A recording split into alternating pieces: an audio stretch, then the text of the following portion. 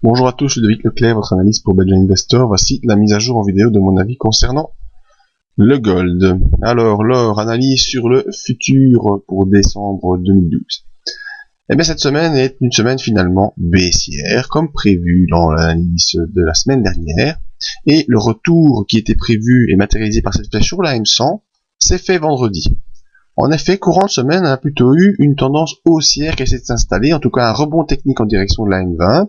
Ça, je vous l'ai expliqué dans le briefing, mais au final, c'est bien l'impulsion baissière qui l'a emporté, avec cette grosse bougie rouge qui est survenue vendredi, et qui a rejoint quasiment pile poil la M100 et le niveau des 72% de retracement, qui était placé, lui, à 1671 $.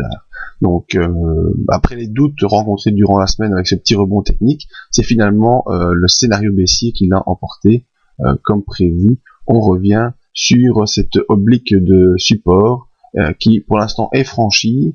Nous verrons la semaine prochaine si cette tendance baissière se poursuit ou si un rebond peut s'initier à partir de cette zone. Je vous cache pas que maintenant je vais vraiment commencer à regarder pour essayer d'initier des positions haussières, ou en tout cas surveiller un rebond technique qui pourrait nous emmener plus loin que le rebond initial. Alors, pour bien cadrer cela, on va se placer comme ceci. Voilà, ça élargit notre biseau, mais ça nous donnera une meilleure évaluation en cas de rebond qui se produit. Voyons maintenant nos indicateurs qui doivent être à mon sens à la baisse, même sans la regarder. Voilà, MACD baissier sous son signal. Le stochastique qui tentait un rebond est en train de casser ce rebond.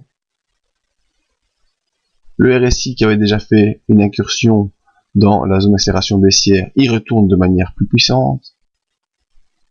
Et les volumes qui étaient déjà baissiers s'accélèrent encore à la baisse. Donc je vous avoue que techniquement, il n'y a rien qui plaide pour un rebond technique haussier, mais bon, le niveau, l'objectif baissier était là, l'objectif baissier est atteint, et comme à chaque objectif baissier, une fois qu'il est atteint, normalement, on doit voir le rebond qui suit derrière.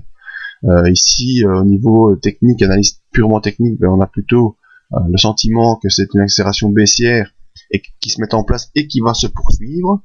Alors si elle se poursuit dès lundi, qu'on enfonce cette zone de 1671 et qu'on enfonce cette M100, là il n'y a aucune raison pour qu'on ne puisse pas rejoindre les 100% de retracement, c'est-à-dire cette zone ici, vers 1623 points, qui pourra alors peut-être nous offrir un nouveau rebond.